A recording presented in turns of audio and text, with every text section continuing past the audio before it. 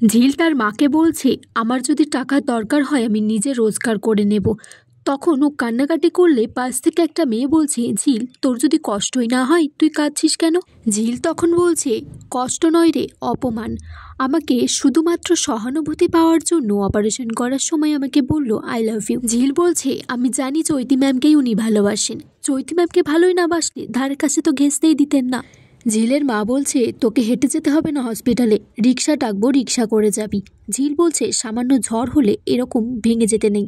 তখন ঝিলের মা বলছে, সাক্ষ্য কিন্তু বলেছে জ্বর আসা চলবে না। ঝিল বলছে, উনি কি ভগবান নাকি, ওনার কথা মেনে চলতে হবে সবটা। ঝিলের মা বলছে, তুই সিঁদুরটাও তো একটু পরতে পারছিস না। তখন ঝিল বলছে, কটা দিনের মধ্যেই যে সিঁদুরটা মুছে যাবে সেই সিঁদুর পরার আর কি দরকার আছে। ঝিল বলছে, এই যে উনি আমার জন্য ফল কিনে দিচ্ছে, লোক দেখানো এই সব উনি মনে করছে যে আমাকে কত কেয়ার করে, যাতে আমি ভালোই ওনাকে ডিভোর্সটা দিয়ে দিই। এদিকে একটা ড্রাইভার এসে বলছে যে সাক্ষ্য স্যার বললেন যে আপনার 12টার সময় চেক আপের টাইম আছে, আমাকে বললেন আপনাকে নিয়ে যেতে। ঝিল বলছে, আপনার স্যারকে বলবেন যে গাড়িটা নিজের কাছে রেখে দিতে, আমি রিক্সা করে চলে যেতে পারবো। ঝিলকে নিয়ে হসপিটালে এলে চৈতি বলছে, ঝিল আমি ভেবেছিলাম তোমাকে একটু দেখতে যাব।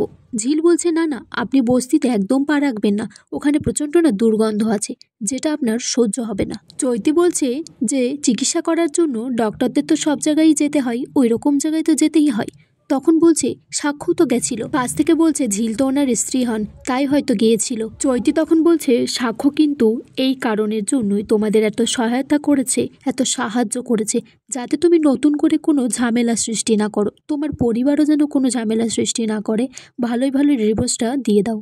ঝিল তখন বলছে, উনি যেমন এই বিয়েটাকে মানেন না, আমিও এই বিয়েটাকে মানি না, আমিও নিজে তৈরি ছিলাম না এই বিয়েটা করার জন্য।